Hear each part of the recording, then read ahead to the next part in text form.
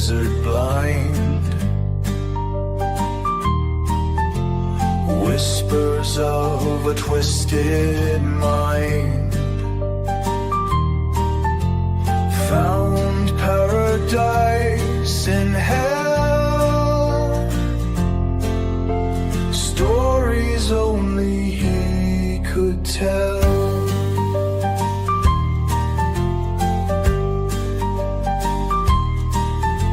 Children of a broken dream followed his unholy scheme. Promised lands through bloody hands, swept beneath the devil's plan. Manson shadows on the wall, creeping closer to the fall.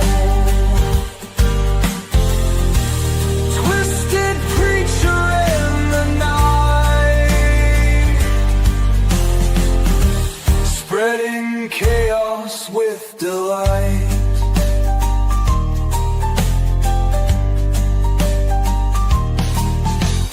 Desert nights in the eerie chance, serpent's eyes in a devil's glance, heavens shattered by his word, preaching madness so absurd. Hope crushed in wicked fire, lost souls swayed by desire. In the dark they found their king, caught in webs his lies would bring.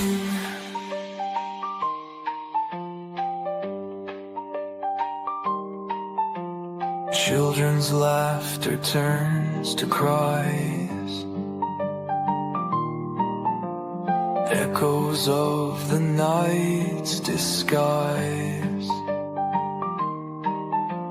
promises of pain and chains, left them wandering insane.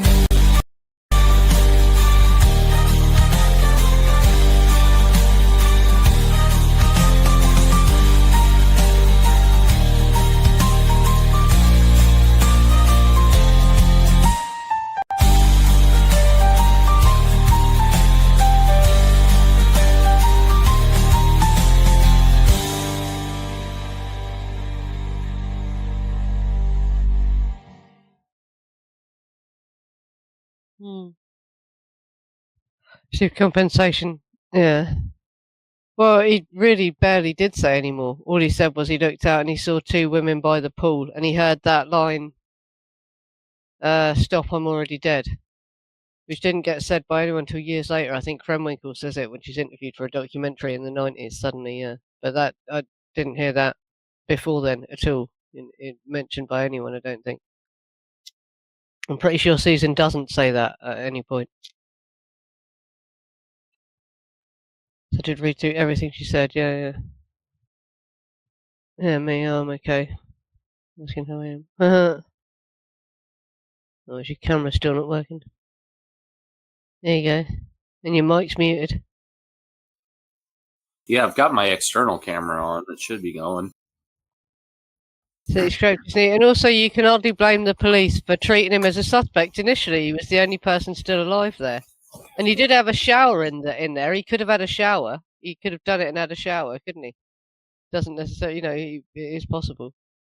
But yeah, they were obviously wrong, weren't they? But yeah, you can't blame them for treating him as a suspect initially. The only person alive at that murder scene, Well, but the thing that they did do is they did violate his rights, for sure. Yeah, by not reading his rights. Yeah, that's it. His rights. Yeah. And then the whole other thing, too, like how we kind of touched on, how he didn't say anything until after his money ran out. But also, how you pointed out in that documentary, it wasn't until 1993 that Krenwinkle had said, I remember yeah. her saying, "I'm already dead," and that was in the Diane Sawyer interview on Yeah, ABC. yeah, that's it. I left and followed her. I ran after her with an upraised knife, and we went out through a back door, and I ran her down, and I began to stab her. Do you remember her screaming at you? Yeah, I remember her saying, "I'm already dead." On Yeah, ABC. yeah, that's it. So did he see that, and that made him think that that gave him a false memory, sort of thing. And that's why he says that in the documentary or whatever. Who knows? Or was he, kind of coerced to say that in That's that what I think. I documentary? think he probably was. Yeah, probably offered more money if he sexed it up somehow, and said, "Oh, say you heard something or saw something or whatever." Yeah, because they got to get paid to do these documentaries, haven't they? I want to look into that actually, because Stephen Kay is in loads of them. Talking about people that made money out of this case. I wonder how much Stephen Kay got paid every time he was on one of these documentaries, because he's in loads of them. He's in that recent Chaos one. He's in The Final Word. He's in that one that we just watched part of. The Garretson documentary. Oh god, yeah. And has it been Thanksgiving over there? You say? It's kind of the beginning of the Thanksgiving season. My Oh, right, family yeah. celebrates the weekend before the actual holiday, my dad's side. Mm. So I went up there and I saw them. But yeah, it's kind of already started, and then it's this week. So everybody's off school this week already. Yeah, he didn't get that much money, I don't think, no. Well, it was like $60,000 yeah. or something, which, I think he did. There's very little known about what he really did, isn't there? Once I think he did get a job, didn't he? I know he initially got married, didn't he? Almost straight away, but I don't think that marriage lasted, and I don't know if he ever remarried. Yeah, yeah. He lived kind of a destitute kind of life, from all accounts I've heard. But Kind of, well, he must have had a job or something, mustn't he? How did he live? You know what I mean? And he looks all right. When you do see him in the documentaries, and he seems to be communicating all right, and that he doesn't look like really. well, he carried a lot of trauma from it, and he died fairly young as a result, I think. So the whole thing's just odd. Just thought of something there. We know about the payout he got for the arrest and not getting Reddy's rights and that. But was he paid off by Rudy Altabelli and co to not talk about? Did they give him money? Is that how he lived? Maybe did he get paid off by them? Because he knew what went on at the guest house or whatever, and probably saw shit that happened that night that they didn't want coming out at the time and everything. Well, yeah, Rudy couldn't have paid him off because Rudy didn't really have shit. No, but like fucking clients of Rudy's or whatever, he knew stuff about Cary Grant, if that's true. Yeah, if you believe the Cary Grant thing, yeah, maybe. Interested parties, Yeah, no, Wayne, why would parent give him a sleeping pill? Any number of reasons. One, I mean, again, Garretson did testify that he'd taken a Dexedrine earlier that day, which is, not like the strongest speed pill in the world, but it has legs. Yeah. It'll keep you awake. They would use like study aids or for truck drivers or whatever, that sort of strength of amphetamine, wouldn't it? Yeah, they give it to kids for ADHD too, as opposed to Adderall. It's a little bit lighter. Like it lasts a long time, so it's good like for a time release thing. Yeah. It just doesn't have that full on, hey, I'm on fucking speed feeling. Yeah. So, it's possible that parents like, well, here, have a sleeping pill to come down off your Dexedrine. Yeah. Yeah, no, parent definitely had defense wounds. And, the question is who shot him. His watch got cut off, didn't it? And flew into the back seat as well, as he was trying to fight him off, Yeah, Johnny Dexedrine is pretty good. But yeah, no, that's the whole question is sorry, my hands are cold, that's why I'm rubbing my hands. I'm not like, if Tex shot him, then who stabbed him, right? Yeah, well, that's it. There is even a bit in Helter Skelter. I think I read it out in the original Linda Kasabian stream I did. But even Bugliosi says something about, I can't work out how Tex was stabbing and shooting at the same time. And he says something about Linda as well, because it's thought Linda actually first got to parent and started stabbing him, and then Tex ran up and shot him, isn't it? Somebody told me to come over and shoot him, and it wasn't Linda. Yeah, that's it. Yeah, it wasn't Linda. Yeah. Why would Linda not say that? Because she didn't stab him? Wait, what? Yeah, that's it. Yeah. Linda was totally innocent. Yeah, she stayed with the car or stayed outside or whatever, didn't she? Innocent little waif of a hippie girl. Yeah. Not shot at close range. No powder showed up, which meant it was probably stabbed by Kasabian. I mean, from all it must have been quite close range because they must have been sticking the gun in the window of the car. So that is a weird point. There should have been some powder, surely, because it must have been quite close. His hand was coming in the door. And then you'd move away from the gun, wouldn't you? But fucking how far could you get away? And if Garretson didn't hear anything, that means they stuck the gun in there because in it the would car, kind yeah, of as well, yeah, muffle because the that would sound. muffle the sound, wouldn't it? Yeah, yeah. Yeah. So that's weird. Yeah, why wasn't there powder on him? But how close does it have to be before their powder shows up? Does it have to be right against you, sort of thing, or could it be like? Because it would be like about sort of that far away, wouldn't it, from you? If he's just holding his hand in the window and you're sat in the passenger seat. Maybe parent encountered a .22 rifle with a mounted bayonet. What is this? The fucking Civil War? Yeah, that's it. World War One? Yeah. War of 1812? Well, that's the point as well. There's footage surfaced of Tom Harrigan. I should do a stream all about that. I can do a summary stream about Harrigan and Doyle. Everything I've done about Harrigan and Doyle. But there's footage of Harrigan handing himself in. You actually hear him talking. Sorry, the cat's on my wire. Well, and that's also the other thing about that thing that we watched with Garretson's attorney, where they kept him from talking. It's like, well, what else did you see there? And it was almost like he's going to say, well, they tied this international drug smuggler up and buggered him on camera in front of everyone that one night. Everyone was really wasted. Everyone was fucked up. Yeah, and Jane Fonda. And the dog. Poor Christopher, yeah. He's got the PTSD look for a reason altogether different. Yeah. Christopher's like, I've seen things, man. Like the inside of Jane Fonda. Yeah, that's generally what's thought. Yeah, Linda started stabbing him, and then someone else, Tex ran over and Tex shot him. And they were all told to say Linda didn't do anything, obviously, so Susan said Linda. But at the penalty phase, Susan totally changes her story and says that Linda did come into the house. And Linda handed her another knife when she lost her knife in the house and all this sort of stuff, yeah. Yeah, Steve brings up Reeve Whitson. And Steve, I don't think Reeve came until after everything had happened. I think he came back with Charlie and Clem for the cleanup crew for what happened afterwards. That's my opinion. Yeah, who was there at that time? Whether he knew Charlie and Clem. We've never proved any bloody link between Manson and that. I think he did. I mean, that's the whole thing about, well, I knew what was going to happen and I could stop it from going down. Well, the impression that I get of Reeve Whitson is that he was investigating Sharon and Roman. It was Roman, and people speculate he possibly worked for Paramount. He was hired by Paramount, not the CIA or anything like that. And he was, monitoring what Roman was doing. I mean, if you were hired by Paramount, you might as well be hired by the CIA. It's just the entertainment arm of the military-industrial complex. That's all. And I mean, are they collecting blackmail material as well? I just saw something today saying that the Playboy mansion was actually a big honey trap, operation for blackmailing people, political blackmailing, all that sort of stuff. And they didn't have any big documents proving that or anything. But it's Steven it does seem pretty obvious that that's what this sort of shit was all about, though, really, isn't it? Steve says that Reeve Whitson says he could have stopped it. Yeah, that's what he said. Yeah. Wonder what he meant by that. Yeah. Lookmill says, why would Reeve Whitson first call Hatami? Wow. Yeah. That's one of the questions, Yeah. Why Hatami? Of all people. And that's the thing, too. They used Hatami to lock in the whole thing about Manson coming to the house one day looking for Terry Melcher, knowing that Melcher had moved.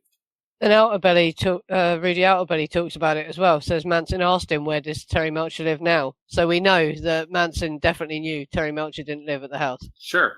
So when you hear Bobby saying that bullshit, that Tex got sent to kill Terry Melcher, then he wouldn't have gone to CLA Drive. He'd have gone to fucking Malibu where Terry Melcher lived. And see, my whole theory on that thing is Charlie was going there to talk to Rudy. Well, yeah, because he was a talent scout as well, wasn't he? And that's what Rudy says. Yeah, basically the conversation was about. And he'd already met him once at Dennis's house. He wasn't going there looking for Terry Melcher. No. At all. That was an excuse to get in the gate and get back to the guest house to talk to Rudy. Yeah. Well, there's rumors. There's always been rumors it was about drugs as well. He was selling drugs to someone there or something like that, isn't it? Well, that's always a part of everything that's going on in Hollywood, isn't it? There's been a rumor that he got fucking beaten up at the gate for coming up and trying to sell drugs just before the murders as well, and that was another reason that they went and killed everyone at CLA Drive.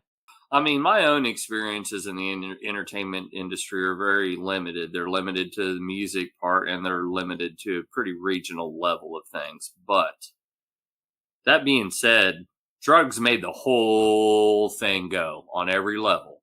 Yeah. and I was a part of that.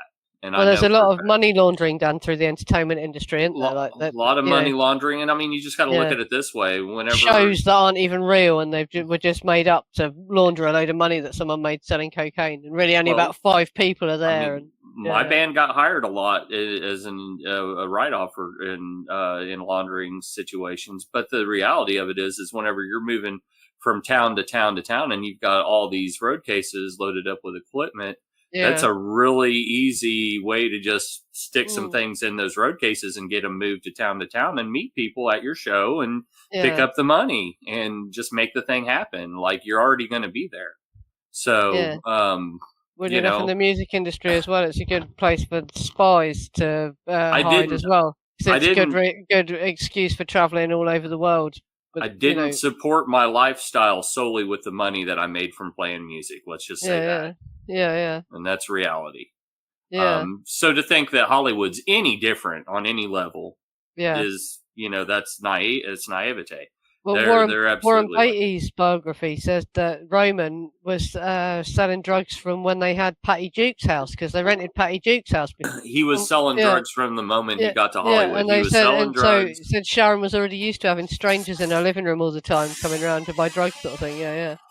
Yeah, he was selling drugs Mm. from the moment he got to Hollywood, and then he was Yeah. also making pornography, fuck flicks. They reckon with homosexual. Paramount cameras as well in the studios after hours, he was using their cameras to make. You had to do whatever you had to do to make that money. Is how it went down. Yeah, to fund whatever Rosemary's Baby and all these other films. Fucking, because who else Who else would fund that if you said I'm going to make this film about the Antichrist being born? Who's going to want to fucking fund that? You know what I mean? Well, he had to make the money himself, didn't he? Paramount greenlit it, so Yeah. I mean they were okay with it on some level. Yeah. But, yeah.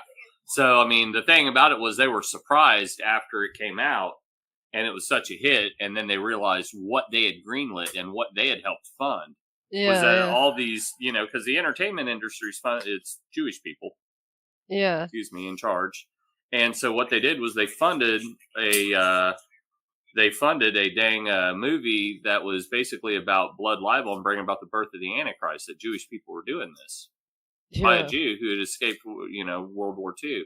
Yeah. And so there's definitely some payback and retribution to be made for that. Yeah. Drugs and porn, that's Hollywood. That's entertainment. Yeah, well, that's what the bloody backbone of Hollywood really is. It's what it's all about, isn't it? That's why it's all falling apart now. It's not needed anymore, is it? No.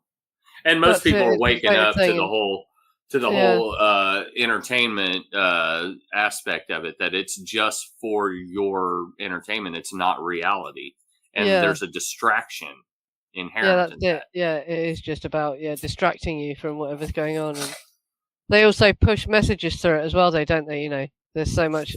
A list came out of all the films that came out over 3 decades that had military, and it was weird films you wouldn't expect, like Karate Kid and stuff like that, had nothing to do with war, or like you would expect it if it's a film about the Navy or about the Air Force or whatever, wouldn't you? The list of films is weird. The amount of films where the military were advising, just it's psychological operations, doesn't it?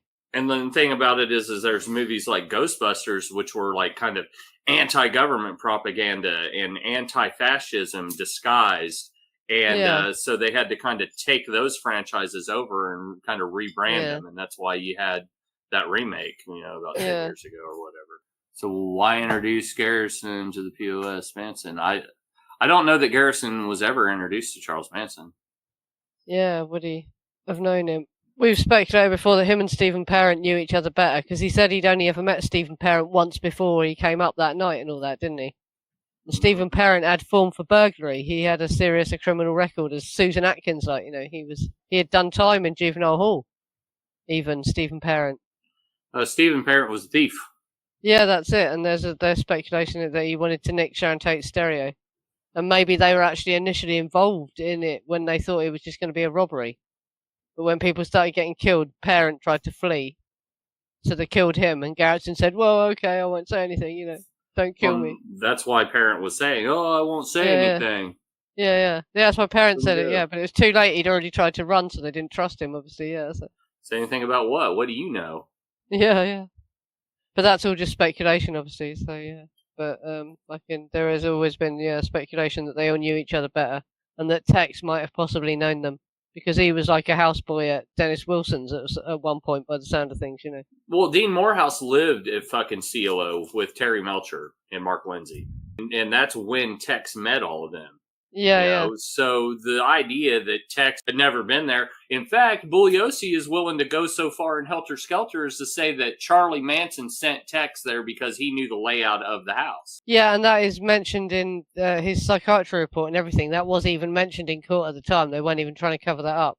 That they had to admit it. And Terry Melcher had to admit in court that he lent Dean Morehouse the car and Tex the car, and that he met Tex 5 or 6 times at his trial. Like he says he met Tex more times when he's at Tex's trial than he does at the Manson trial and all that sort of thing. That's because they were really worried about Tex and Tex's trial because Charlie didn't know shit because Charlie wasn't really the one. He was the patsy. Tex was really the one. He was the MK Ultra subject. He was the one that was dealing the drugs. He was the one that knew the layout of the house. He's the one that went there. Yeah. Girls, go with Tex and do what Tex says. And who did he hang out with as well? Like when you get into his relationship with Rosina, he says that she used to take him out to these trendy Hollywood cafes to have breakfast every morning, and he met all sorts of Hollywood people. But he doesn't name any names, but loads more people probably knew Tex. And he's like the worst one, isn't he? He's the stabbiest one of them all. So no one wanted to admit they knew Tex. He's the stabbiest, he's the rapiest, he's the drug dealingest, he's the rip-offingest, he's the one that will take your money and not give you the drugs that you paid for. That's a terrible fucking crime right there, dick. Yeah. Like, for real. Yeah. Like saying that was his ex-girlfriend he did that to as well. He sounds like he felt sorry for her even. Like, to anyone. He did it to his girlfriend. Exactly. Yeah. Left his girlfriend with lots of papa and just left him sitting there waiting for the shit. And that's what dragged Charlie into that. She was furious by the sound of things. They make out that she was, they tried to tell you she was some like terrified little hippie, but she was fucking furious and she looked scary. If you've seen the pictures of the real Rosina Krona, she wasn't a little woman. She's taller than me, a big, tall woman. She was a broad, okay? She wasn't even a dame. She was a broad. She was a drug dealer, like, She was furious that he'd ripped her off. Left her hanging. Embarrassed her because she got Bernard Crow in. He said, "Oh, I need someone to put up all this money," and she said, "Oh, I know someone." Well, you don't look like a fucking idiot. And all that just lends more into the whole thing of it being a drug burn. Yeah, well, it just shows this is what the kind of thing they were doing. So why is it so hard for people to believe that it was also going on at the house, at the CLO house? Especially when you look at the police report and you see there was all this stuff about Bukowski was selling. And MDA. Roman Polanski was sending drugs from Europe to that house. Yeah, from Europe. Yeah, that's and it. The FBI had intercepted them. Yeah. So they were being watched for dealing drugs in that house. Yeah, we're only seeing part of what the FBI have got. They probably did way more investigating that we haven't seen, didn't they? Oh, yeah. Because it came to nothing, they can't release it. You know what I mean? Because it's speculation, isn't it? They can't release stuff that was found some of go it anywhere might even was false or whatever. Yeah. Some of it might still be ongoing for all we fucking know. Yeah. Well, Roman Polanski's still alive, isn't it? I don't know, but the statute of limitations in America as well, isn't it? And they're still in Hollywood, so they still traffic. Yeah, but it was between London. Drugs. It was between London and London and America, Hollywood. wasn't it? Yeah, so there's no statute of limitations in London. Yeah. Yeah, it's big time shit. Which is part of why he can't come back to America anymore because he'll get nailed for all the shit he's done. Yeah, well, he's going to go to prison, isn't he? He's due to go to prison for rape, isn't he? Yeah, if he goes back to America, yeah. But he comes back, and they'll not only hit him for that, they'll charge him with all this other shit. Yeah. They'll just line it up. That's how they do it. It'll never happen, will it? He'll probably fucking die. Never happen. But yeah, I've got to get these weird interviews. I got the DVD of Chinatown. I found it in a charity shop, and there's interviews with, like I said, Jack Nicholson and Roman Polanski and Robert Evans and the guy who wrote the script for Chinatown. Faye Dunaway even interviewed in there. Faye Dunaway in there. Funnily enough, she didn't want to talk about it. Yeah, Roman Polanski tried to rape me. Jack Nicholson's house. Some of the stuff Roman Polanski says as well is really fucking off. That's why I want to get there. Yeah. He famously pulled a hair out of her head. There was a hair that kept coming out of place. It was ruining the shot, so he just walked up to her and ripped it out of her head, and she went mental. Well, yeah. yeah. I'd punch that Polish little faggot right in the face for doing that to me. Yeah. Motherfucker. Well, no, this is the thing. We've been misled about how bad it was. Charlie went back because they were threatening to come and rape people and beat people up at the ranch because Tex had ripped them off money. Charlie But went back. Rosina wasn't a vulnerable woman, though. She was pissed off. She was one of the people that had been ripped off. Charlie went back She's to angry. smooth everything over because they were threatening to come shoot everybody at the ranch. And rape women and all this Rape sort of women stuff. and all kinds of shit. So, and what the plan was if things went south, he had that bunt line, and TJ the Terrible was supposed to pull it out from behind him and drop the hammer and pull the trigger. Yeah. Well, when it came time to go, TJ balked and wouldn't pull the gun out, so Manson pulled it himself and it misfired. And then he pulled the trigger again and it shot Bernard Crowe right in the stomach. Yeah. They thought he'd killed him. Yeah. And so they left. And it's because of all this that Charlie got Tex to go out and do Cielo Drive because Tex owed him one. Because he thought he'd killed Bernard Crowe. You owe me one, so you go handle this. So Tex, what they said. And they bullied him so bad that he obviously overkilled everyone, didn't he? And went absolutely mental. And well, he was on methamphetamine. Yeah, that's it. And brain damage by Datura and all that. Yeah. Well, but the way that you look at the overkill and the crime itself and what they did, it screams methamphetamine. Yeah. Yeah, totally. Yeah, I don't believe there wasn't speed at that ranch. I think Charlie looks like he did speed as well, to be quite honest. They ate speed pills, but he didn't want any powders out there, so they kept it in a Gerber baby food jar under a plank at the saloon. And would go dip it in. I think it was like Tex, Linda, and Sadie that were the ones that were into that. Were doing it. And the deal was don't tell Charlie. Don't tell anybody, because if anybody snitches on us, Charlie will kick us off the ranch. Yeah, and you can tell. I mean, how many times was Wojciech Frykowski stabbed? Like 52 times? And beat over the head 47 times. And beat over the head 13 times with a fucking blunt object. And, you know, just mutilation, dude. Yeah. And well, Abigail Folger was stabbed a lot of times by Krenwinkle as well. And Tex had to come over and finally stab her in the chest to kill her. But Krenwinkle had stabbed her a lot of times. She was stabbed like 26, 28 times or something like that, you know. The frenzy. Yeah, that's it. Well, Linda Kasabian, was a speed freak. And before the Manson family even, she was doing speed with her dad and all that sort of stuff. And she was first given it as a study aid when she was a teenager and that. And years later, after the murders, her and her daughter were busted for selling meth, weren't they, and all that? See, Linda Kay in her interview with The Bug says she took a speed pill. Yeah, no, they weren't taking pills. They were doing rails that night. Yeah, a jar of speed, wasn't there? See Susan Atkins in an interview saying she can't remember if it was coke or speed, but she's full of shit. I can't remember if it was Dexedrine or cocaine. So fucking you know what it was. Well, that's just part of her innocent lost little babe in the woods act. Yeah, that's it. Yeah, I didn't know what half these drugs were, honestly, officer. Yeah, they were just guys telling me to take it, and I'm just doing what the men told me to do. Yeah, that's it. I don't have a brain of my own. Yeah. No, it was Linda, really. I mean, Linda was the one that was directing Tex more than anybody. Yeah, that's it. Especially it was orchestrated to set up Watson to force him to go. Well, I don't know if it was intended. I think it all just went to shit. I think they were just really clumsy, weren't they? And it was like that. But this is what starts everything. And then Manson has to make everyone else do crimes so that they can't all snitch him out for the Bernard Crowe shooting thing, basically.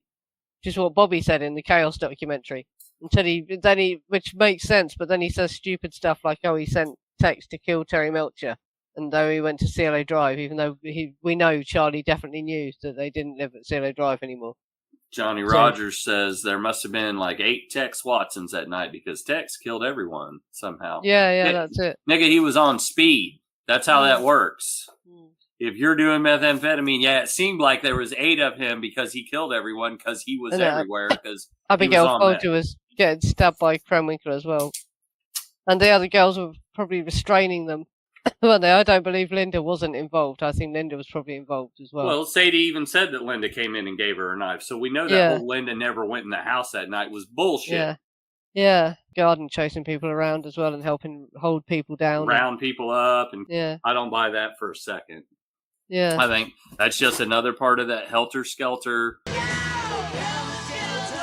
cockamamie bullshit that Bugliosi used to paint Linda as the opposite of Susan Atkins because, Yeah. you know, they were going to be stuck with Susan Atkins. And it's like, well, she's better. And look at how. She never went in the house that night. Just look at her. She's pretty with little pigtails. Fucking everything Manson says about the Burning Crow thing as well, the Hidman murder, though, it's all bloody. He sounds like he's telling a story because he doesn't want to implicate himself. Well, TJ as well. I've seen TJ in interviews saying a spouted version that sounds like, you know. No bad drugs are ever mentioned because here's the thing. Yeah. Mescaline takes a long time to come on and it makes you sick. It will make you throw up. Have you ever seen Young Guns? That's what they're taking, peyote, which is mescaline. And so when they're puking, and that's what makes it come on. So these bikers are like, yeah, bring us some drugs. Oh, it's mescaline. It's like acid. I'll just give it to us and blah, blah, blah. So when it takes a while to come on and some of them start getting sick, they think the shit's no good. So they want their money back. It's not that the drugs weren't any good. They just don't know what the fuck they're doing. Yeah. So, yeah, it had nothing to do with bad drugs. It had everything to do with just getting money. They were robbing a motherfucker. You know, they're trying to get a lick. Yeah. That's all. They were gangsters. Yeah, well, this was a common scam with bikers, apparently, saying that the drugs were bad and demanding money back. With menaces, basically saying, give us our money back or we'll kill you, sort of thing. What are you going to do? So you had no choice. Yeah, that's it. You had no choice, basically. It was a scam. Yeah, I don't want to go on for too long because, like I say, I'm pretty tired. It's Sunday night here. Good. Now, we've covered a good portion of it. We've established that William Garretson testimony is compromised at best and manipulated most likely. Yeah. And was he paid off by Hollywood as well as because he got compensation, but obviously he was probably out about his clients, whoever. They wanted him to keep quiet about whatever he'd bloody seen, obviously, didn't they? Yeah. I've definitely listened to the Snyder Manson prison interview. That one's not my favorite. Yeah. The one that's my favorite. Like I say, you can't trust what Manson says about any of these things because he doesn't want to implicate himself as well. He's fucking guilty of crimes in this area, isn't he? Right. He's not going to talk about those things. Manson doesn't have to talk about money and robbery in that one either because it wasn't necessarily him. Again, it was fucking Bobby Beausoleil and Mary Bruner who were over there first, and they called Charlie when things went south, and Charlie's the one that showed up and sliced his head, and that's when everything went really fucking wonky. Charlie made things worse at every fucking stage. Does Charlie even know what they were doing there in the first fucking place? Or did he care? No? Probably not. Yeah, not really. Yeah. Not really. Yeah, impure mescaline often contains strychnine, and that's where the whole LSD laced with strychnine bullshit came in. And you also, mescaline does just make you vomit anyway. If you don't know and it's quite normal. And so if they took too much or they took it too fast or whatever, then it probably did make them sick. It doesn't mean there was strychnine in it. Right. That's it. Pure mescaline does make you puke if you know what you're fucking doing. Absolutely. You come to expect that and you allow for it. You make sure you've got a bucket or whatever. Yeah. That's part of the getting off, you know. It is, yeah. You know it's working if you start throwing up, basically, yeah. Facts. But if they was expecting it to just be like acid, like they come up and trip, obviously it would make them think they was ill. Yeah, or whatever. Yeah, as Linda said, bikers will do that shit. Some of them. Guess it's just like any other group of people. The late 60s bikers as well, though, weren't it? You know. Oh, well, you're talking about some actual 1%ers who were like, hey, we'll move into Spawn Ranch and hang out here. Like, you're dealing with an element there, you know? Yeah. Yeah, I don't know. Look, Mill, you tell me. What was it? I don't know. I've seen it. I've heard it. But, I mean, heard a lot of them. What was the reason for Gary Hinman's murder, according to Charles Manson in the Tom Snyder interview? Go ahead. Well, the reason before anyone talked about any drugs always given was that they thought he had money. They thought he had stocks and bonds or something like that. He'd gotten an inheritance is what they were told. It. Yeah. And they were trying to get him to sign over his inheritance money to them. Yeah. They wanted him to join them first. Yes, I saw the Tom Snyder interview. Look, Mill, I don't have it committed to memory, you know? Yeah. Again, it's not my favorite one, and it's Manson putting on an act, so you don't really put a whole lot into it. But go ahead and tell us what he said. I'm not playing the fucking guessing game here. Like, just tell us what he said. Because he refused to join the family and stuff like that is the kind of and the reason before was they thought he had money. They thought he had stocks and bonds or something like that, isn't it? Yeah. And Johnny, no, Yeah. Garrettson's lawyer definitely knew his name. He was calling him the boy because he wanted to drive home the fact that he was so young and that the police had violated this boy's rights. He's a boy. Yeah, he did look incredibly young as well, didn't he, in the footage? And they had his hair cut and had him shave and everything, didn't they? Yeah, so he looked really young, yeah. Well, he did look young. They didn't have to fake him looking young, did they? He was only fucking 19 years old. yeah, no, he was a boy. Yeah. That's why he called him that. He's a little boy. Yeah. Sorry, the Garretson one ain't such private. Yeah, I'll end this in a minute because we've had 40 minutes, haven't we? Yeah. And you can upload this one. I'll send you. Yeah, you can download it and upload I'm it. actually backed up. I was asked about last week's. I got to do the week before that and last week's, and then we'll get this one up. But I should have. Last week's one's so good. I was a bit miserable, wasn't I? I was quite tired anyway, yeah. And I wasn't in the mood for talking about the Rolling Stones and that. Oh, God, yeah. So I'm always in the mood to talk about I was miserable, yeah, but that was the Chaos after show, wasn't it? Yeah. Yeah, I mean, the whole Chaos, that Netflix thing was not. For some of the visuals and for some of the documents it shows, it's good. And if you're interested in Johnny West, there is recordings of Johnny West talking and stuff like that. But yeah, in terms of actually, it's not even faithful to the book very well. Yeah, there's not a lot of information. And Tom O'Neill himself distanced himself from it. He quit it, repeatedly that he wanted Hinman to do some. Yeah. And Hinman absolutely refused. No mention of drugs or money. Do some what? Do some what? Yeah. To do something. To do something. Yeah, that doesn't tell us much. I'll watch it. I'll tell you what, look, Mill, I'll watch the Tom Snyder interview at some point this week, and I'll also get the other after shows up, and we'll take it from there. Yeah.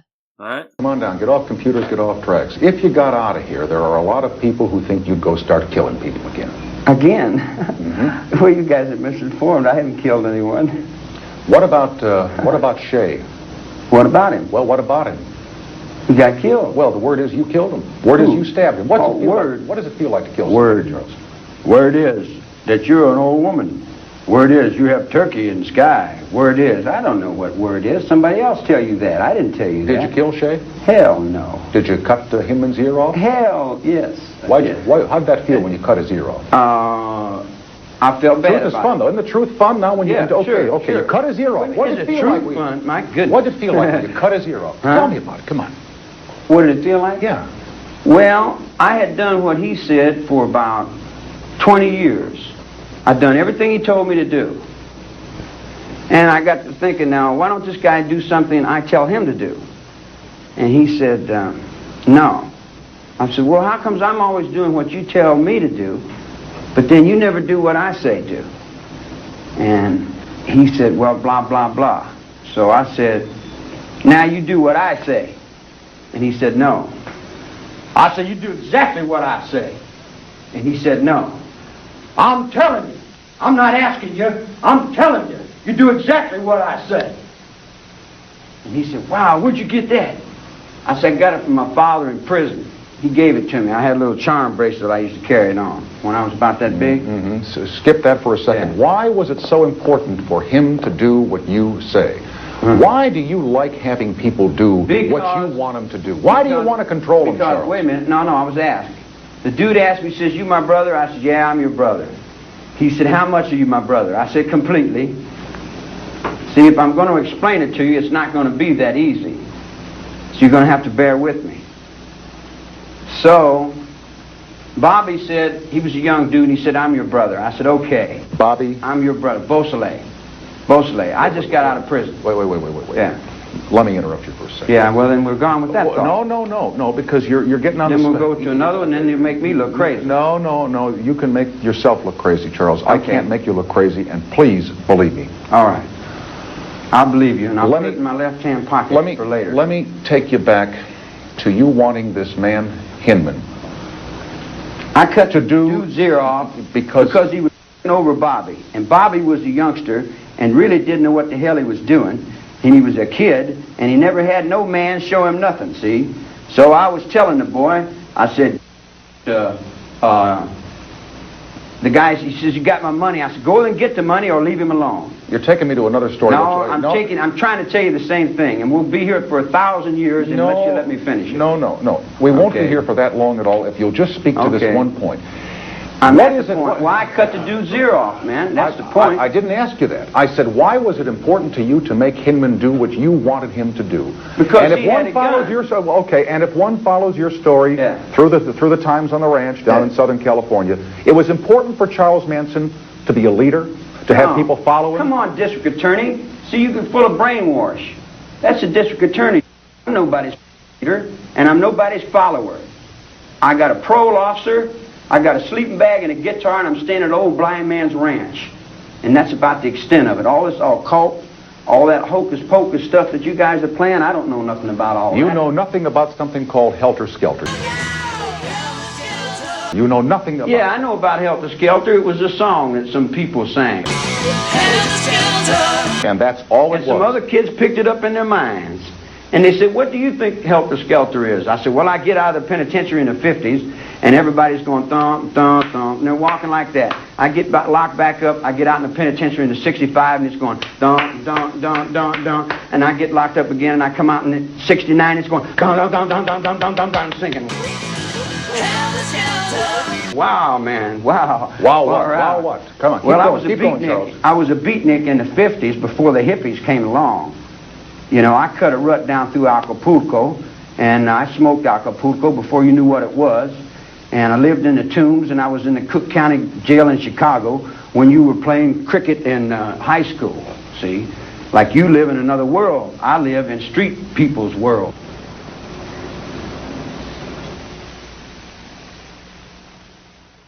Yeah, and like I say, they've got the blood evidence next week, so that'll be a big one. People. That's will... huge, man. J.C. died on the porch. Yeah, and it all is backed up by the thing. Yeah, and like I say, it's interesting.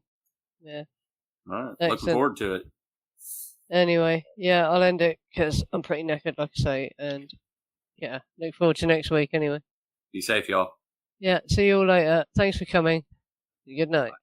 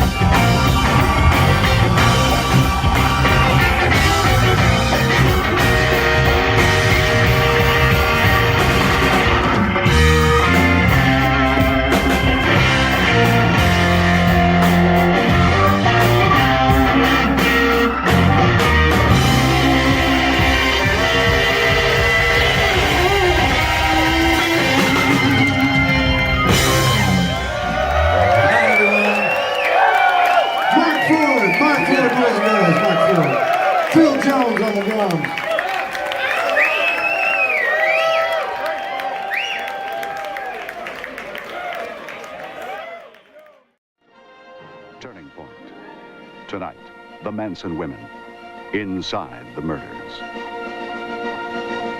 Good evening, and welcome to the premiere broadcast of Turning Point. I'm Diane Sawyer. All of a sudden, back in the late 1960s, I remember I was just getting out of college, a great wave of newfound freedom rocked this country. Personal freedom, sexual, political. There was a sense of possibility then that would survive the Vietnam protests and the assassinations. But it would not survive the day in 1969 when we picked up the newspaper and read about Charles Manson and his followers who brought death. Long before David Koresh, long before Jim Jones of Guyana, Manson awakened this country to the dangers of cult psychology and the knowledge that sometimes experiments in personal freedom lead not to joy but to something dark and inhuman. Tonight, for the first time, two of the women who became killers speak out together, and as you'll hear in a moment, they are not making a plea to get out of jail, only for new generations to listen and beware. Turning Point, with Chief Correspondent Meredith Vieira, John Donvan, Deborah Amos, and Don Kladstrup. Tonight, the Manson women, inside the murders.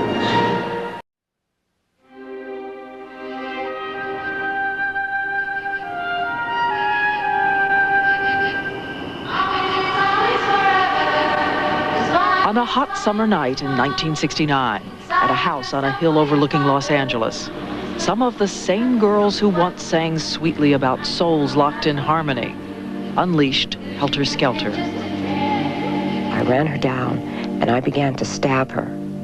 Do you remember her screaming at you?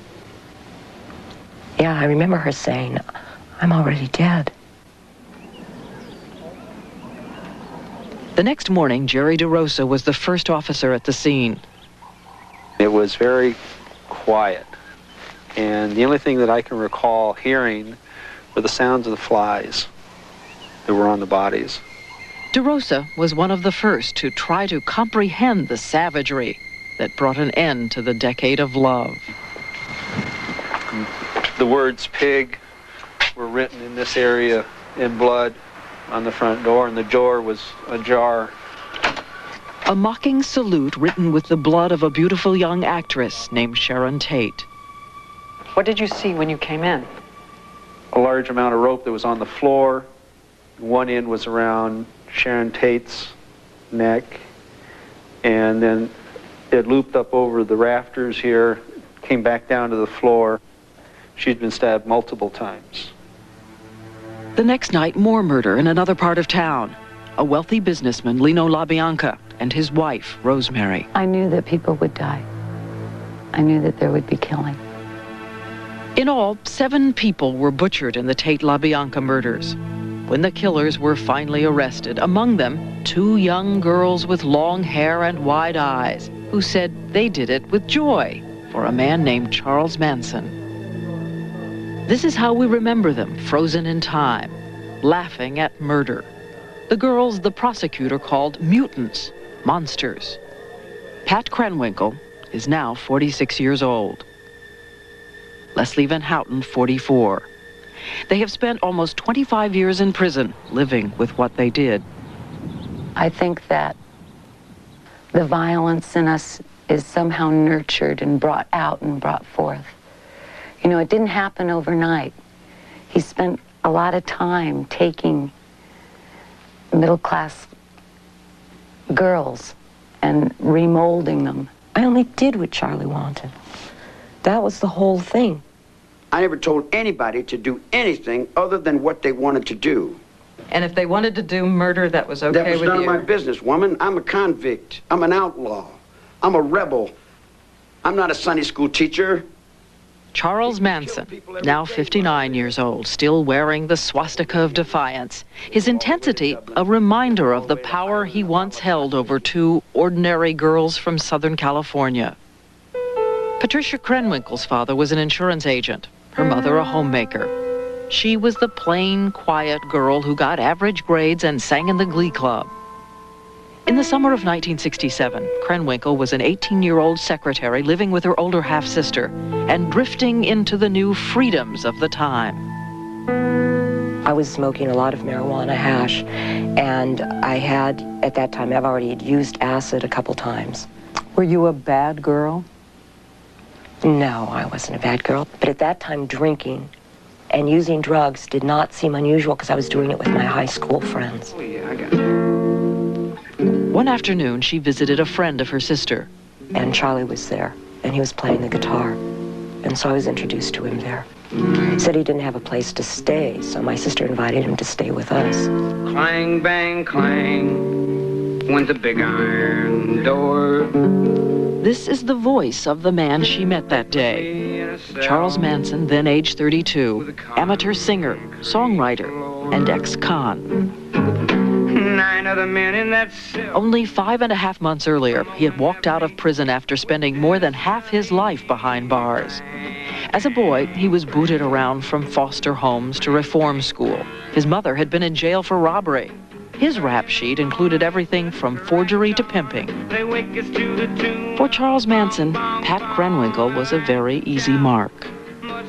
That night, we slept together, and I felt really loved by him. When we made love, all I remember is just crying and crying to this man because he said, "Oh, you're beautiful." I couldn't believe that. I just started crying. You didn't believe that you were? Oh, absolutely not. And then he would look at you and smile with somehow, I felt like, oh, I'm a part of this. I just started hanging on. I mean, it was like I couldn't believe that this wasn't real. Your home is where you're happy. 2 days later, she quit her job and left with Manson to become part of the love generation he sang about. What you are, 'cause you were just born to be. It wasn't so strange in 1967 to drive a bus, to give up all your clothes, you know, and going around and talk peace. A lot of times where you might have had someone say, "Don't you think what you're doing is odd?" Instead, we were always in places where people were saying, "Wow, can I join you?" It became the in thing to become bizarre, to go against everything you'd ever been taught. For Krenwinkle, that meant sharing Manson's bed with other girls, like the daughter of an aeronautical engineer, Lynette Squeaky Fromm. It was awkward, but it easily became familiar. Did you ever contact your parents? No, I didn't. I was cutting off my past, and very, very almost systematically you start, in my own brain, it was like, I can't go back. Leslie Van Houten was also becoming restless with the conventions of suburban middle-class life. The homecoming princess who sang in the church choir. Yeah. Remember her? Yeah. A little. A little bit, yeah. You had a good family life. There was trouble in the family when your father left.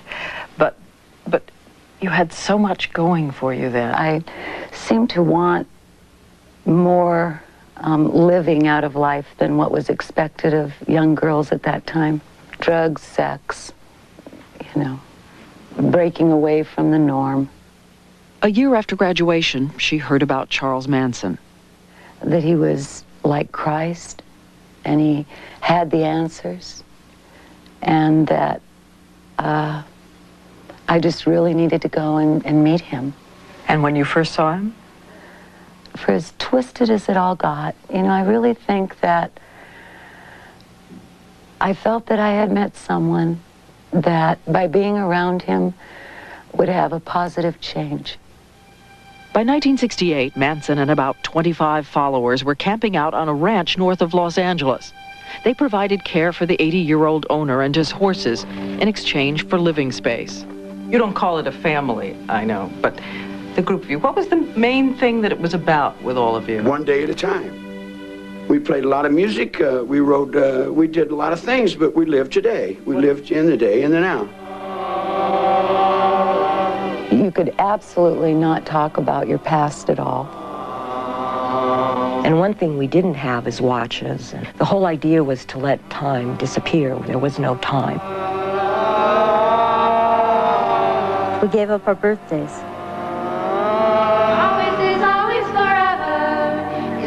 What you were seeing is rare footage taken of Manson's followers in 1969.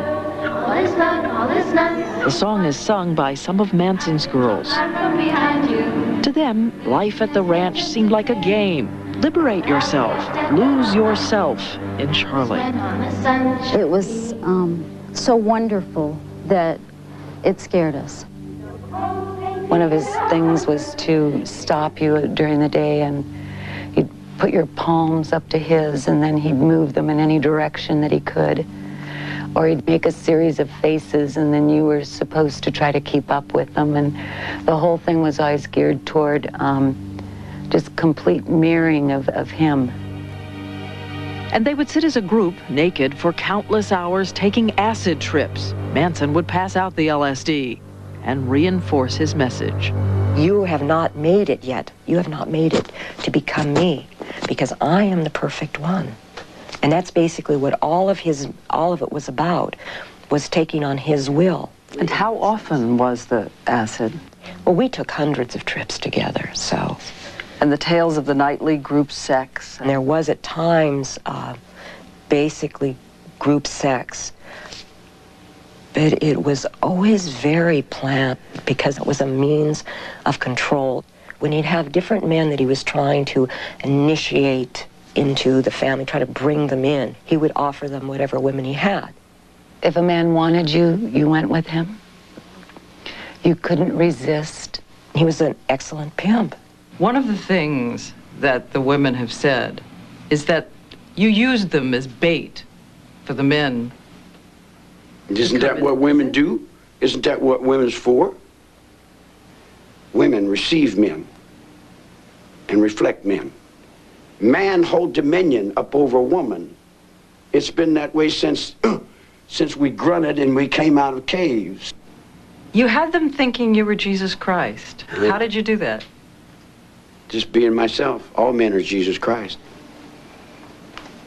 Sometimes he would reenact the crucifixion when we were on LSD. And it was very realistic. You mean pretend that he was being nailed? Yeah, and go through the whole thing. And then make the connections of man, son, son of man, you know. And then the questions would begin, would you die for me? Did you ask them to die for you? Would they die? Sure. That's a basic Christian philosophy. Finally, one night at the ranch, we were all sitting around in our little evening get-together, and he started to say, baa like sheep. And every single one of us did it exactly at the moment that he said. They were no longer part of the gentle counterculture. They had begun to live Manson's reality and his dreams, like making it big in the music world.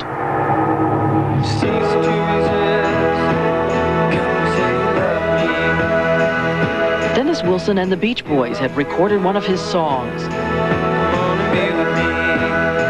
For a while, Manson, the ex-con, seemed inches away from sharing in the life he had only seen from the outside.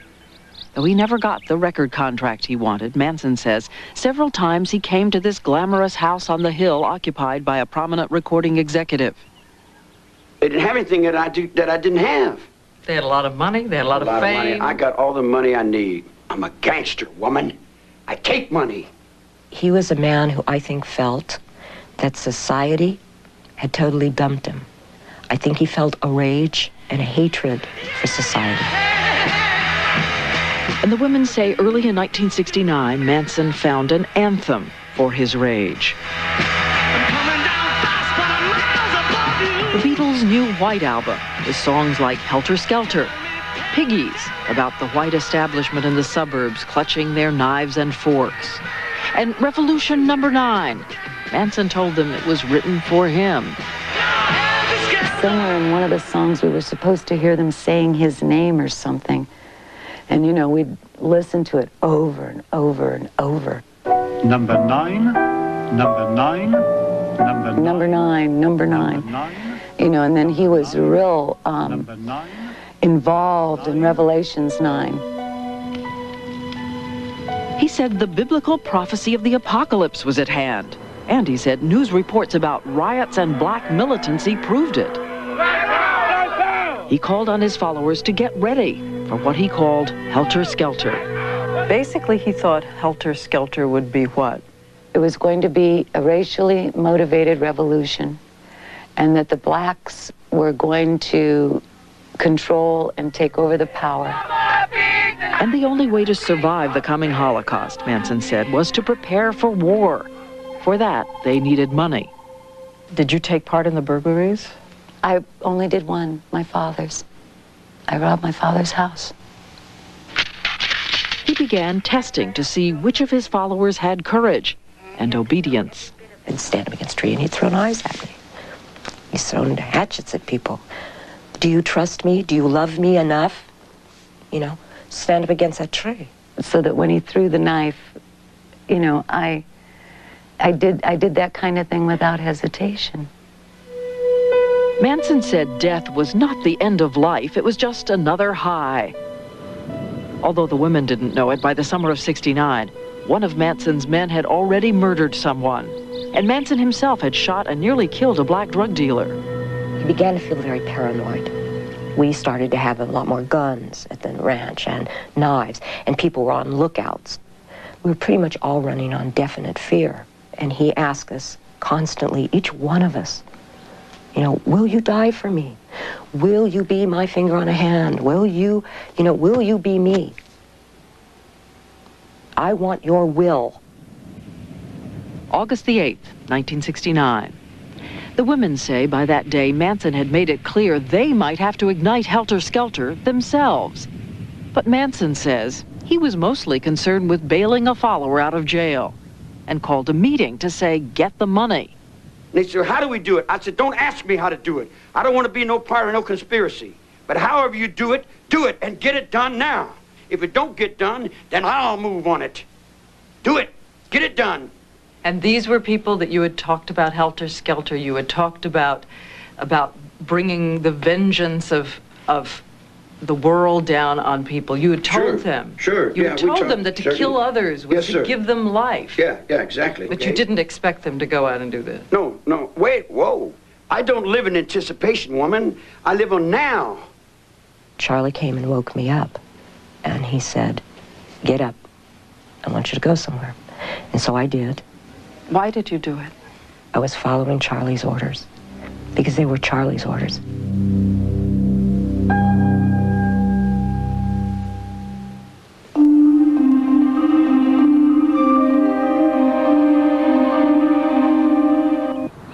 Friday, August the 8th, 1969, began peacefully at the house on the hill above Los Angeles. The house that had been visited several times by Charles Manson when a recording executive lived there. Manson had never met the new tenant, actress Sharon Tate, who was spending the day with her friends. Sharon Tate is Jennifer. Sharon Tate, the rising star and most beautiful of the young women in the film Valley of the Dolls. And now, 8.5 months pregnant. I idolized her. I thought the world revolved around her. Tate's younger sister Patty remembers that hot summer. And, we literally spent our days lounging around the house, floating in the pool, and she had a really large inner tube, a big one with a big hole in the center that she could fit her belly into and just float to keep cool. Tate's husband, film director Roman Polanski, was expected home soon from Europe to be there for the birth of their son. This was first truly happy period of my life, you know. Sometime before midnight, 40 miles away from the house on the hill, Charles Manson told Pat Krenwinkle to get into a car with 3 other followers. Susan Atkins, Linda Kasabian, and Charles Tex Watson, once an all-American high school athlete, now Manson's most fervent believer.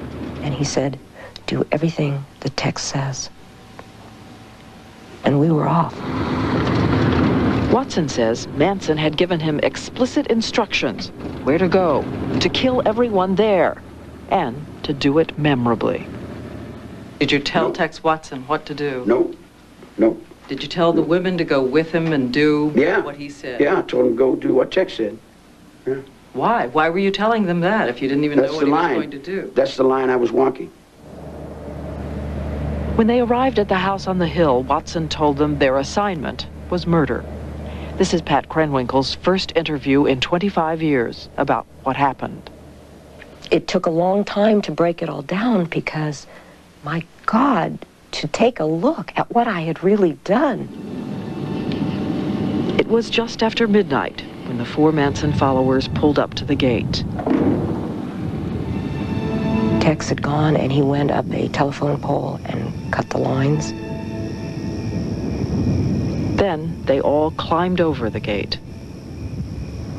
He left us and he went forward and we heard gunshots. Watson had intercepted a young man, a visitor named Steve Parent, on his way home, and had shot him 4 times at point-blank range. He came back and told us to come with him. Krenwinkle and Atkins followed Watson up to the house. Trying to get into the house, he eventually, I think he went through a window or something, returned to a front door and allowed the rest of us to enter. Houseguest Wojtek Frykowski was dozing on the living room couch when he was kicked awake by Watson. 3 others were gathered from the back. Tate's old friend, Hollywood hairdresser Jay Sebring, Abigail Folger, heiress to the Folger coffee fortune, and Sharon Tate. When Sebring tried to protect Tate, Watson shot and stabbed him. And everyone else at that point obviously was getting really frightened and scared. A desperate Frykowski tried to flee but was caught outside by Watson, shot, beaten, and stabbed. Abigail Folger had been tied with a rope.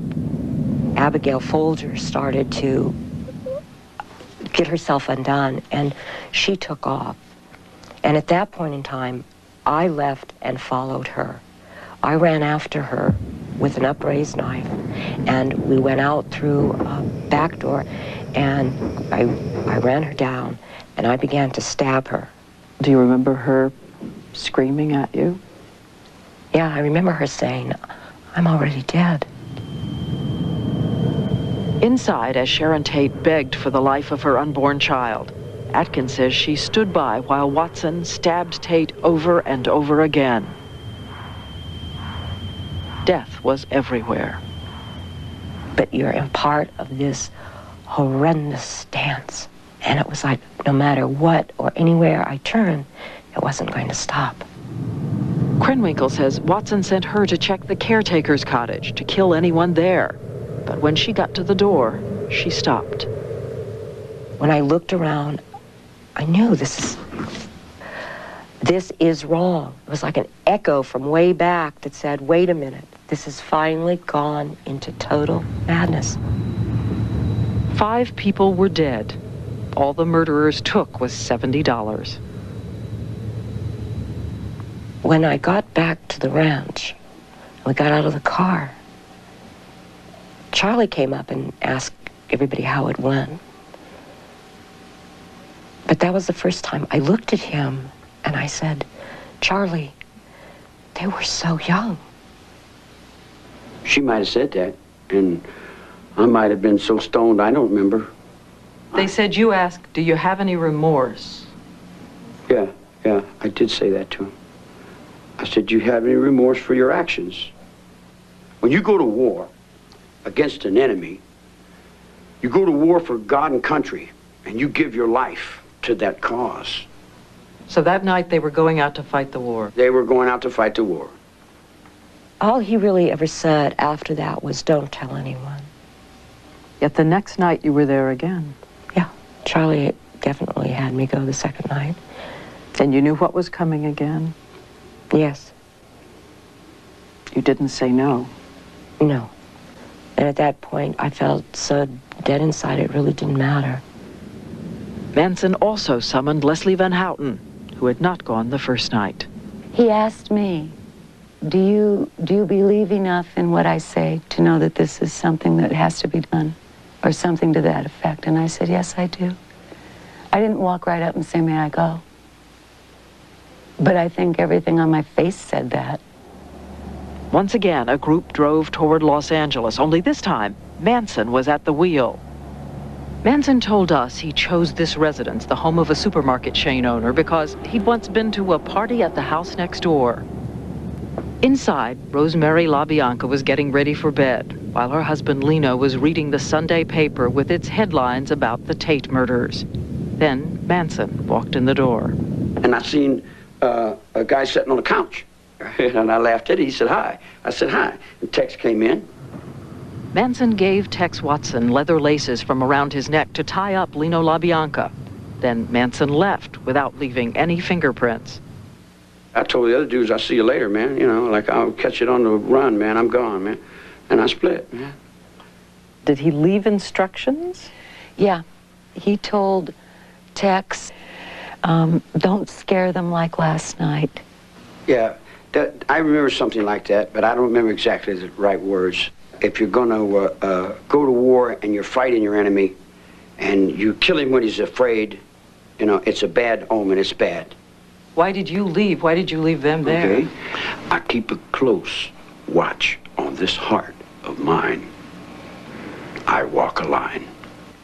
You knew murder was going to take place and you weren't going to be there. I don't think about murder. Is that why you left? No, that ain't why I left. I left. I don't know what I was thinking. I left because I left. You knew nothing about it? I didn't know. I did not know. Manson was gone by the time Pat Krenwinkle and Leslie Van Houten made their way up the driveway. The minute we walked in the house, it became clear that this was not what I had imagined. You know, before that it had always been an abstract kind of thing. And when it was the real thing, I was absolutely torn in half. Watson, armed with a bayonet, stayed in the living room with the bound and gagged Lino LaBianca. Pat and I took Mrs. LaBianca into the bedroom. And the sounds of Mr. LaBianca dying came into the bedroom. Horrible, guttural sounds. She started calling out to him and yelling for him. And at that moment, for a brief moment,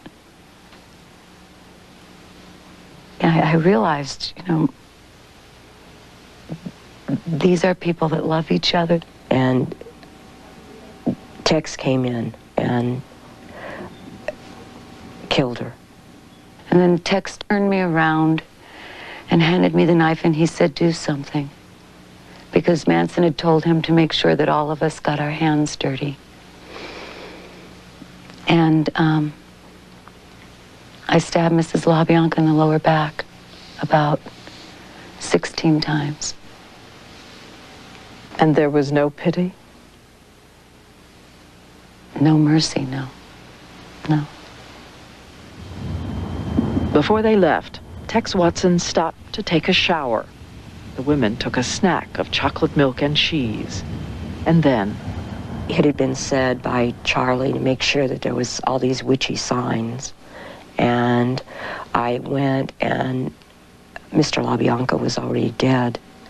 And I had gotten a fork, and I stabbed him with a fork repeatedly, and eventually left the fork in him.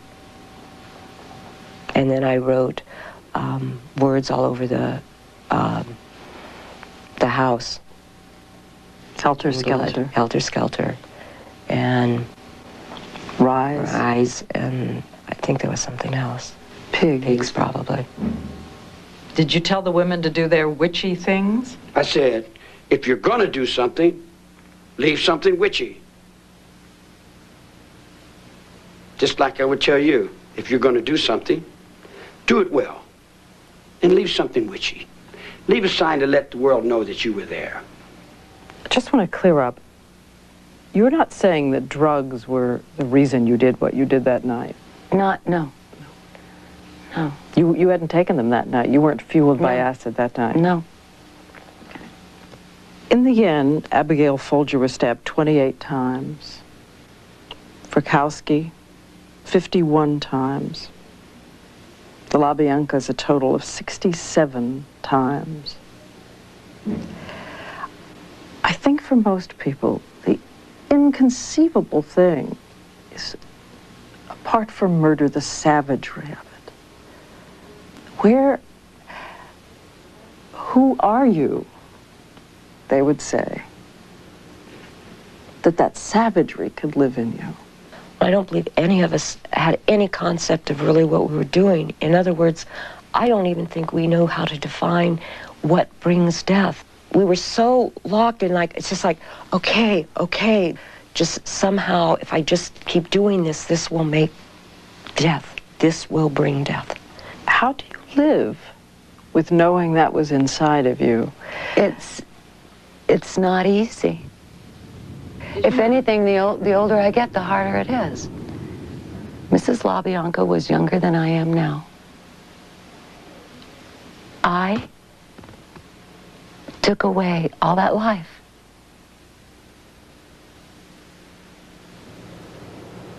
When we come back, Leslie Van Houten and Patricia Krenwinkle tell how they finally broke away from Charles Manson. And they face those who say they must never be freed, including the families of their victims.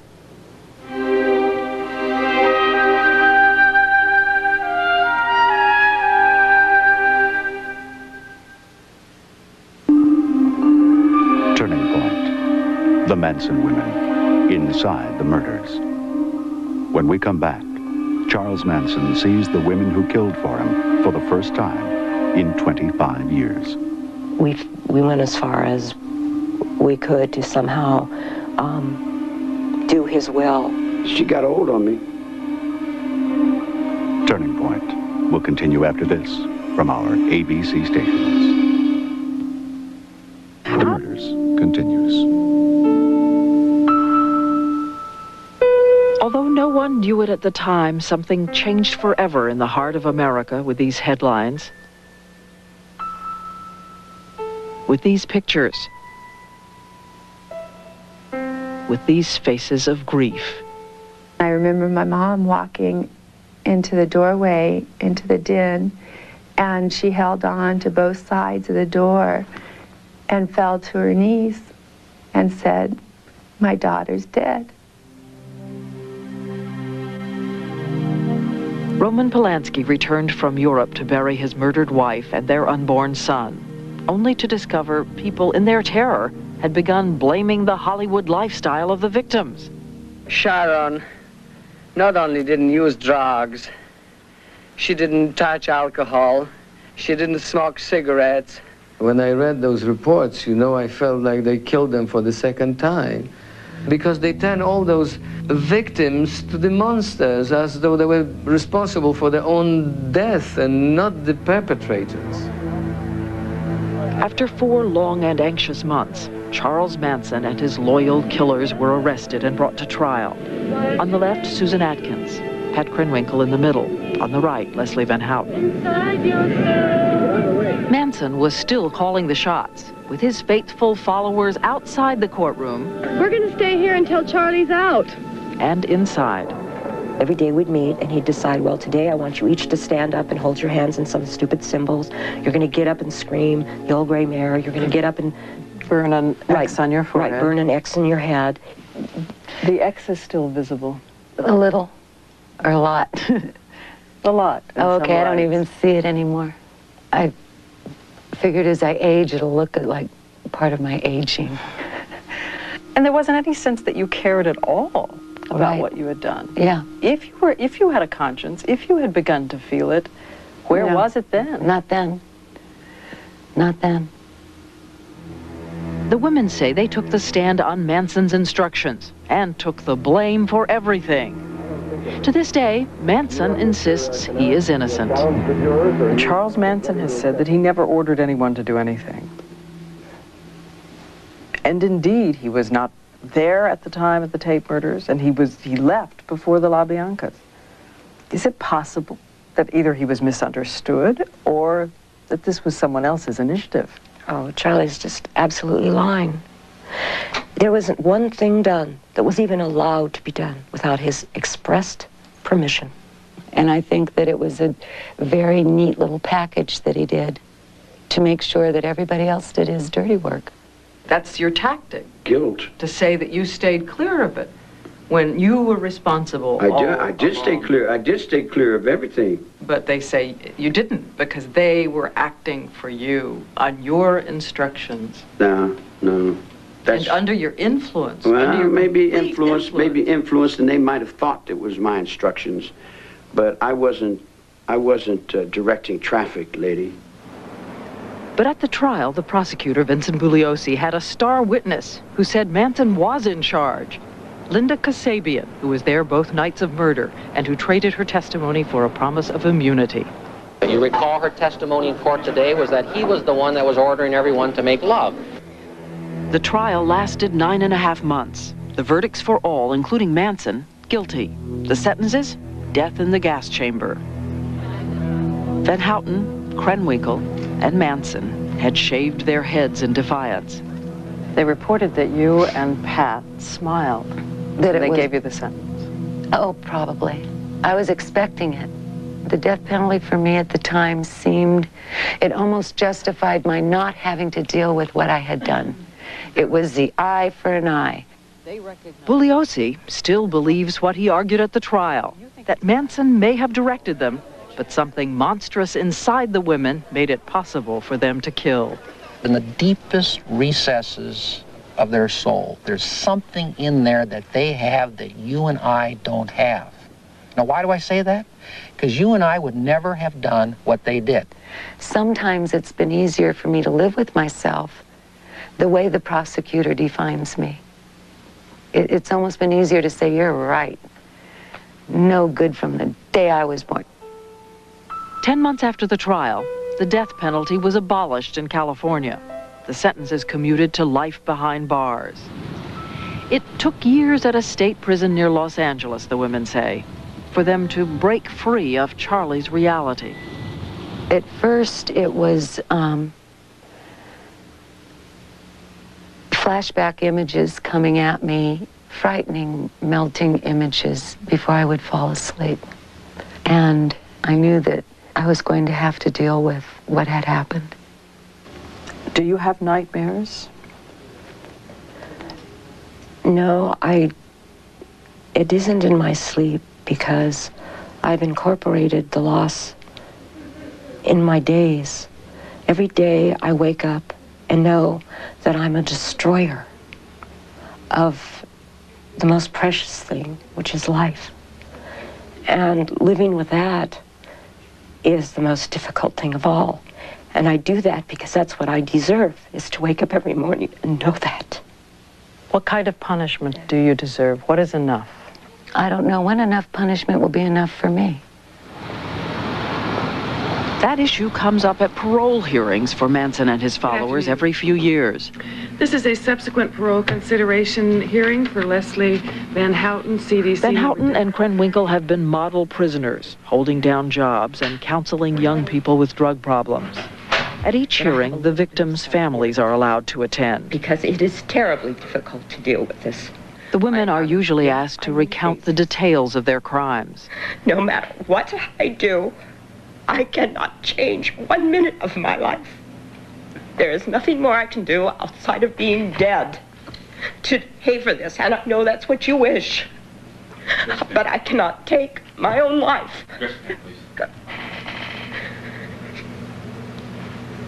I'm sorry. I don't have any other questions. Thank you. Ms. Bambo, why don't you take a second and compose yourself? I don't trust her. I don't trust any of these people. They should stay in prison for the rest of their lives. Like my sister will stay in her grave for the rest of time. I do not feel sorry for them. They did this to themselves. And my family's had to pay, and a lot of other families have had to pay, and they're going to have to pay. Is Van Houten the panel? Van Houten and Krenwinkle say they were not surprised last December when once again the board found them both unsuitable for parole. And would pose an unreasonable risk or danger to others if you were released. And this is what I've been doing in the last several years is trying to figure out how do I live out the rest of my life in here and be able to say it wasn't a wasted life. 200 miles away, Charles Manson lives in a maximum security prison. It's been nearly 25 years since he's seen the women who gave up everything for him. We went as far as we could to somehow do his will. She got old on me. The women who used to be Charlie's girls say whatever his act, today they've got his number. One of the things that he used to talk about, and he used to say, you know, is that, oh, I'm just crazy old man. You know, that you play under people's awareness by playing crazy, and they'll leave you alone. So you're saying what you most want people to know about him is that he knows what he's doing? He knows exactly what he's doing. All the time. He knows exactly what he's doing. Is Charlie Manson crazy? Or whatever that means. Sure, he's crazy as mad as a hatter. What difference does it make? You know, a long time ago, being crazy meant something. Nowadays, everybody's crazy. You know, I take offense to the fact that 25 years later, Manson doesn't own up to his share in this. I take offense to that. I take responsibility for my part. And part of my responsibility was helping create him. You know, being a follower does not excuse. Could it have happened to anyone? Oh, I believe that it could. And I believe that it does. When I saw those people die with Koresh, it's happening. Because a man like that cannot give up his power once he has it. 5 feet. By the time... Defiant, unrepentant, even from prison, Charles Manson threatens to reach a new generation. Singer Axl Rose has sported a Manson picture on his T-shirt and recorded one of Manson's songs, though he says he's not a believer. That's the game. Sad, sad game. There are now kids who play his music. He has a following. If there's anything I could say to any of those children, is that he is not the man to follow. And I think maybe that's one of the reasons I'm talking, because every once in a while I get letters from children. And They seem to think that what we did is all right. There is nothing that we did that is all right. Nothing. The valley of death and I'll find you. Now is when on the sunshine beam. Krenwinkle and Van Houten aren't the only ones serving life sentences. Along with them in prison is Susan Atkins, the third woman convicted. Atkins didn't want to be interviewed, but told us she has rejected Charles Manson and converted to Christianity. Charles Tex Watson is serving his life sentence in a medium security prison in California. He was allowed to marry and has fathered 3 children. Linda Kasabian, the woman who turned state's evidence, is living under an assumed name in the Pacific Northwest. And Lynette Squeaky Fromm was not there either night of murder, but she's also serving a life sentence. She pulled a gun on President Ford in 1975 and was convicted of attempted assassination.